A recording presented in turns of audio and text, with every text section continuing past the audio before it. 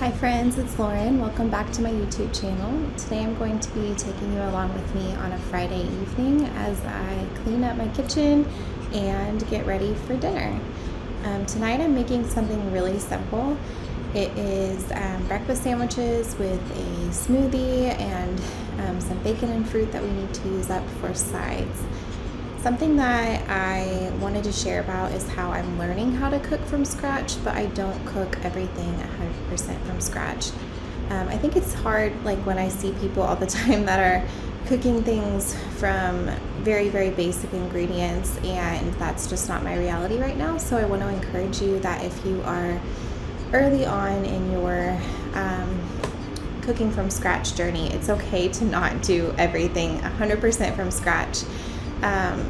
Especially with young kids, I found that there are certain things that I make from scratch and I'm trying to cook at home as much as possible, but I'm a lot more likely to cook at home if I'm not making every single item completely from scratch at this point. I do have goals to work up to making my bread from scratch and maybe my sauces eventually, but for now, a lot of those things I just purchase from our local Aldi.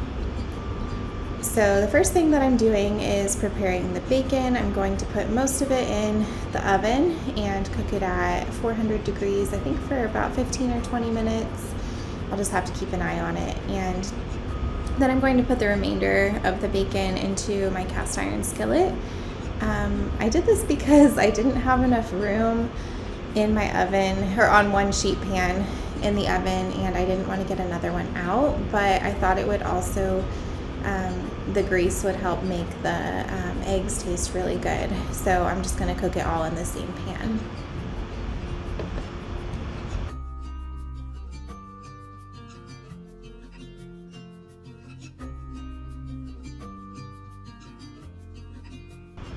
Another thing that I wanted to talk about is when you're just starting to homestead, you don't have to do everything at once.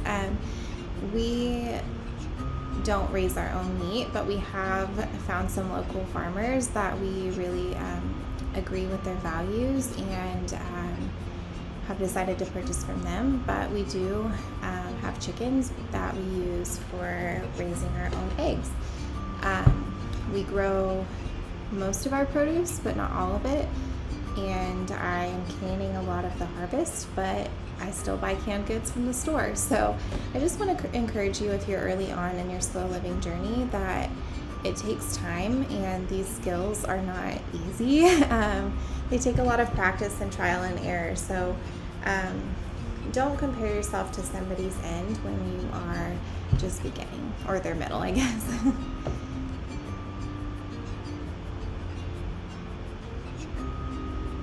Doing a little pickup here, and I found that if I set the table earlier on in the day, then it's a lot less chaotic at dinner.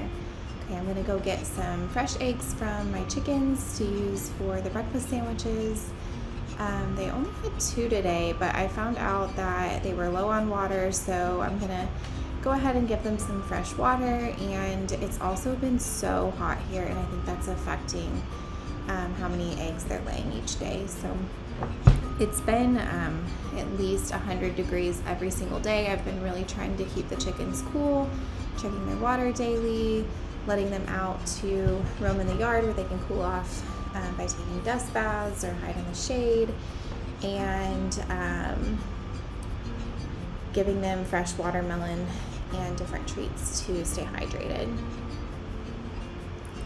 As you can see, our chicken coop is not necessarily the prettiest, but it is functional. We've had to patch it because we did have a break-in, we think from a raccoon, a couple of months ago, but it's been fine. Eventually we would love to make a really beautiful chicken coop that looks nicer, maybe paint this one or just replace some of the boards, but for now this has enabled us to have farm fresh eggs every single day for the last, I can't even remember how many months. We have 6 chickens that we bought as adults that were already laying. We did lose one of them, which was really sad. And we have 6 babies that are all different kinds of breeds. They're not really babies anymore, but they're still not laying. They hopefully will. in the next couple of weeks. I really thought they would be by now, but I think maybe the excessive heat is contributing. But yeah, they're really sweet. I love my chickens.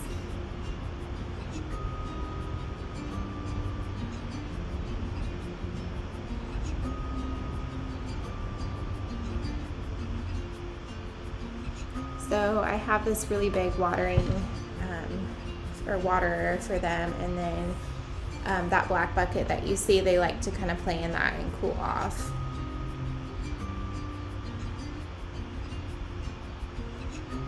It's hard to tell from the video, but I have some squash planted along the fence. My plan was for it to grow up and kind of trellis along the fence, and I planted things that would be safe for the chickens to eat. But I'm having a really hard time keeping up with the watering with all of this heat. My husband installed drip lines in our main garden, which has been amazing and is keeping everything alive. I am super behind on weeding, as you will see. I'm gonna grab some herbs to use on my sandwich for dinner. But eventually we want to add drip lines to our mini orchard, and then also to the area surrounding the chicken coop that has some other vegetables planted.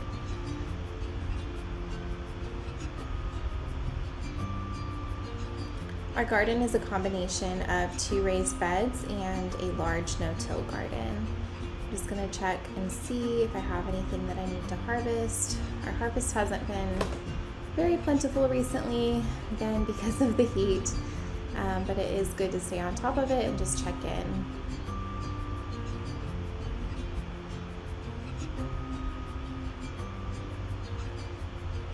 Okay, it's almost time to flip the bacon. Probably be easier to use a different tool than a fork.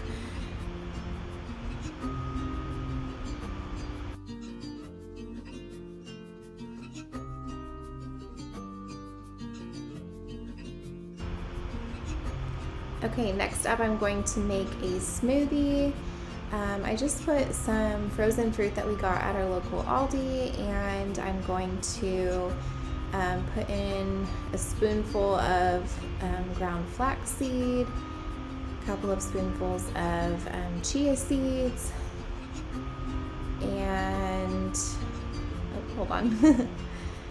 I'm just kind of making this up as I go. I try to just use ingredients that we have on hand. I'm using dates to sweeten it, and I already had some that I had taken the pits out of, and I'm just pulling those into smaller sizes. And then I'm putting some frozen kale that I grew in my garden earlier this spring.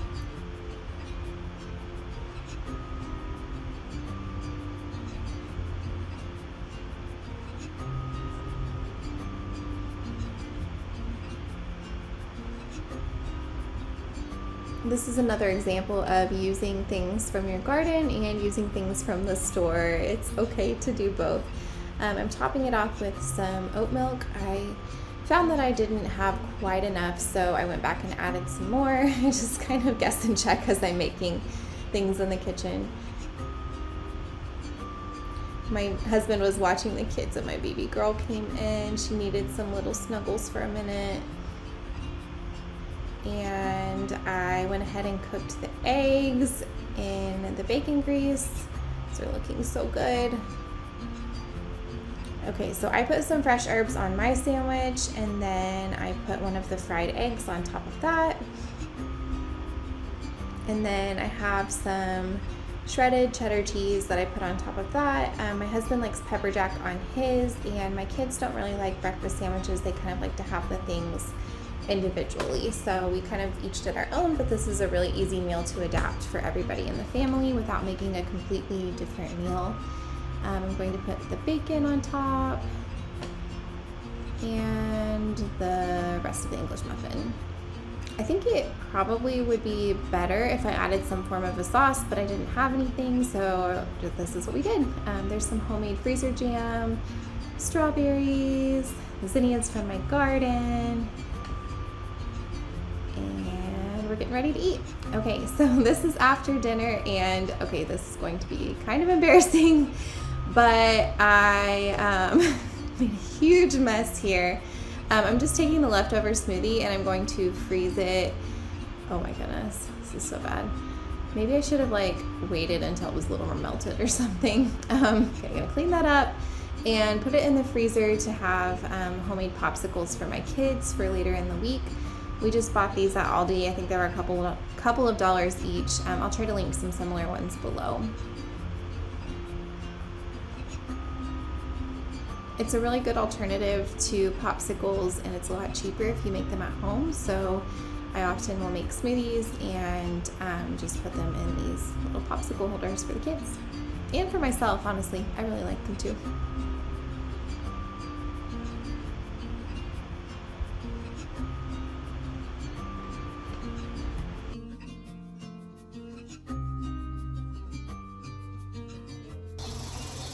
The kids are asleep and I came outside to harvest some okra and to check on the garden.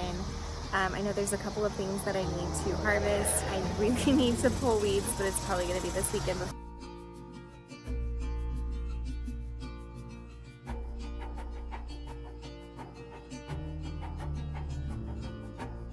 Okay, I'm going to head on over to my garden and see if there's anything else that I need to harvest. Oh, one of my chickens was getting into one of my raised beds. We try to keep an eye on it and only let them free range the entire yard when we're able to keep our eye on them, because there's certain areas that we don't really want them getting into. My okra has been taking off with this heat, so I guess that is a benefit of how hot it's been. And you really have to stay on top of it. I harvested an okra that was like 5 or 6 inches long, which is way too long. You want to get them when they're like 2 to 3 inches, but that's okay. I'll take that over to the compost. I accidentally pulled like the whole stem out.